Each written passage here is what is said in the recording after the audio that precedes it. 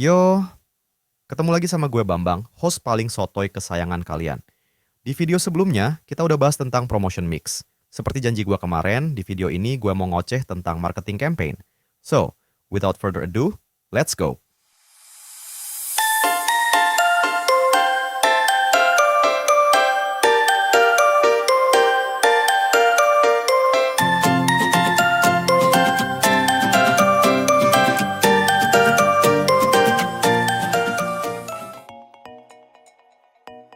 Marketing campaign alias kampanye pemasaran.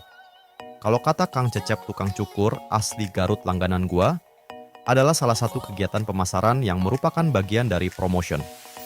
Marketing campaign biasanya dilakukan secara terencana dengan memperhatikan unsur SMART, yaitu specific, measurable, achievable, relevant, dan time bound. Artinya kegiatan tersebut punya tujuan yang jelas dan spesifik, bisa diukur, targetnya masuk akal, dan bisa dicapai. Kegiatannya sesuai dengan identitas produk dan sasaran perusahaan, dan dieksekusi dalam periode yang terbatas yang berarti memiliki timeline kapan mulai dan kapan selesai. Waktu ngeksekusi marketing campaign, biasanya si produsen bakal gunain gabungan dari pilar-pilar promotion mix sekaligus. Tergantung kebutuhan, dan pasti tergantung budget juga ya cuy. Mungkin lu bakal nanya ke gua, Bang, kapan produsen sebaiknya bikin marketing campaign? Bisa kapanpun kalau menurut gue, tergantung kebutuhan si produsen. Tapi yang gue perhatiin, minimal ada 3 waktu yang sering dipakai produsen untuk eksekusi marketing campaign. Pertama, waktu peluncuran produk baru. Kedua, waktu ada hari raya atau event besar. Ketiga, waktu ada acara khusus. Iya, dari tadi gue ngomong tergantung kebutuhan. Tapi gue belum jelasin maksudnya. Kebutuhan yang gue maksud adalah target dan tujuan si produsen dalam marketing campaign. Ini adalah unsur spesifik dari SMART yang tadi kita omongin. Nah, target atau tujuan marketing campaign biasanya 3 hal berikut. Pertama, narik atensi target market.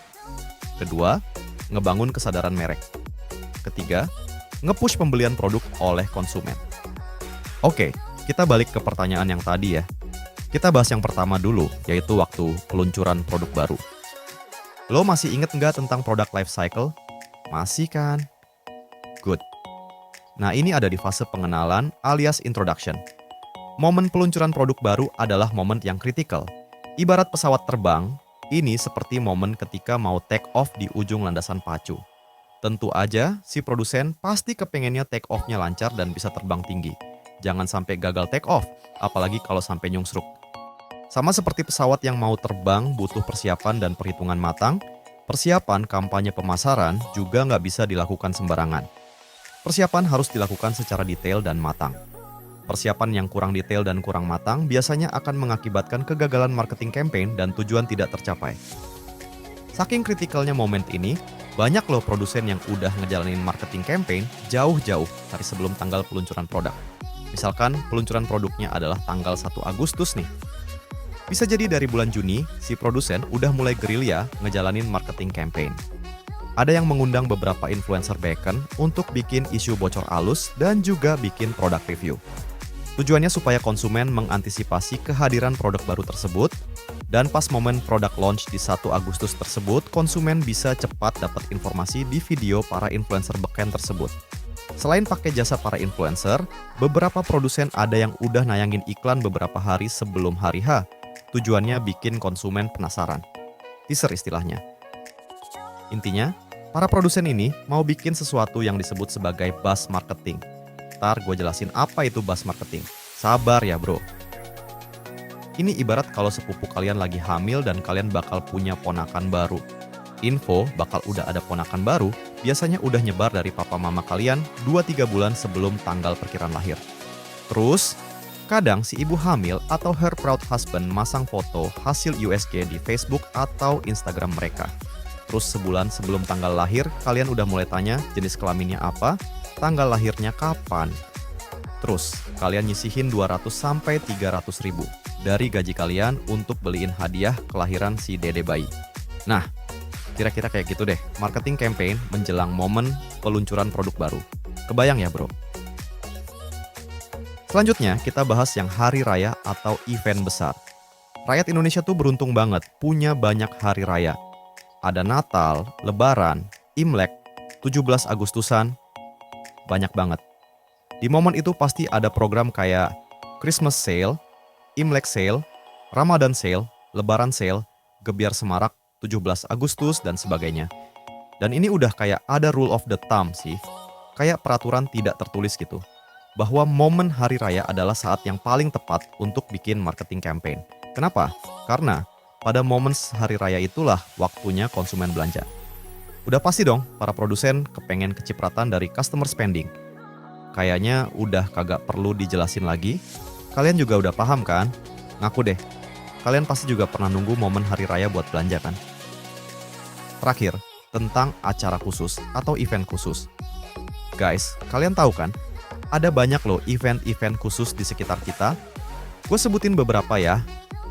Di bidang fashion ada Jember Fashion Carnival, di otomotif ada Indonesia International Motor Show, di kerajinan tangan ada Inacraft, ada juga Jakarta Fair pas ulang tahun Kota Jakarta, atau buat yang emo nikah biasanya pada datang ke Wedding Expo.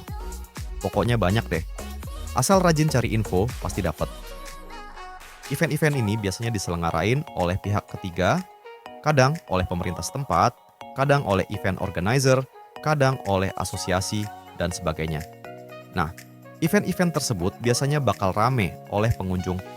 Dan rata-rata pengunjung acara tersebut bukan cuma datang untuk lihat-lihat doang, tapi emang pengen belanja juga.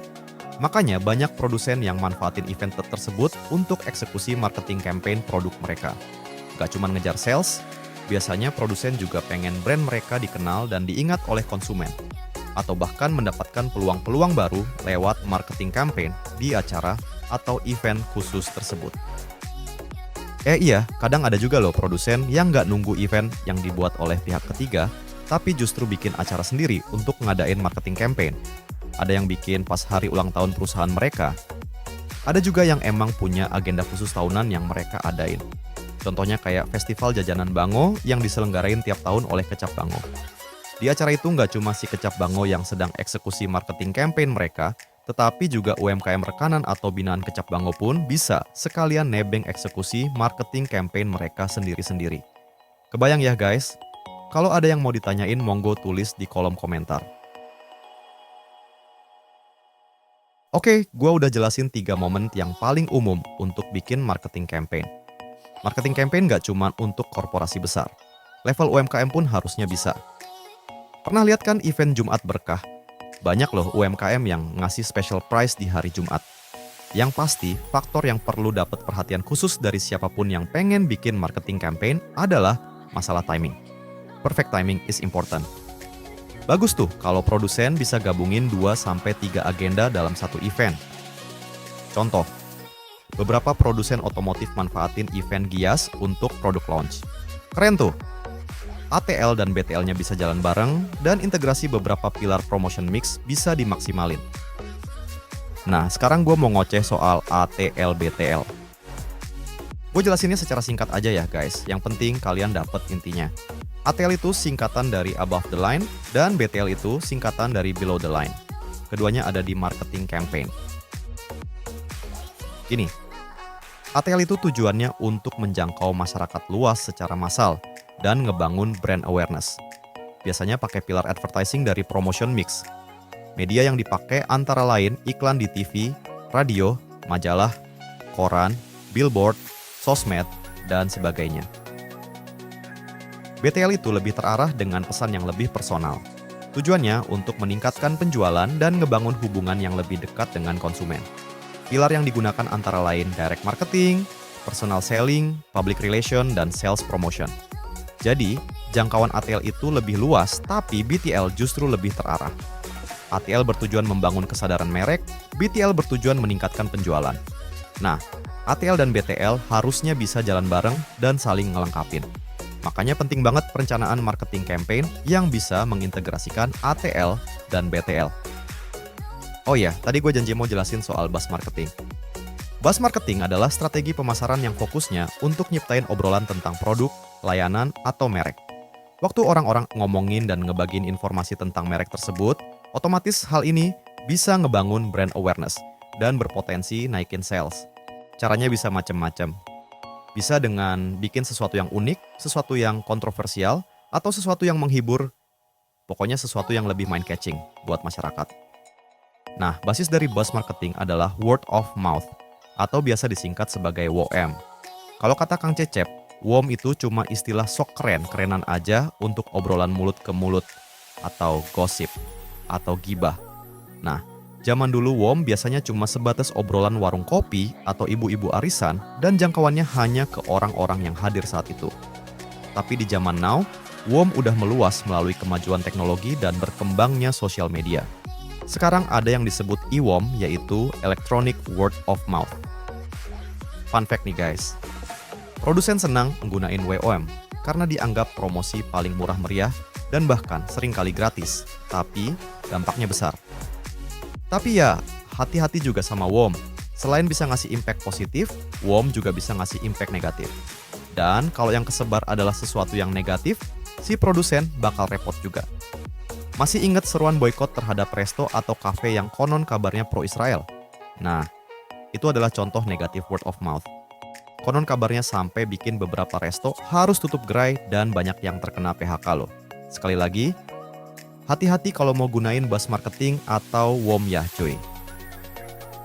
Anjay, nggak kerasa udah hampir 12 menit aja nih videonya. Seru juga ternyata ngobrolin marketing campaign, ATL-BTL, buzz marketing, dan WOM. Semoga apa yang gue jelasin berguna buat kalian. Yowis, gue izin pamit ya cuy. Mau rebahan dulu. Capek anjir. Sampai ketemu di video tentang digital marketing.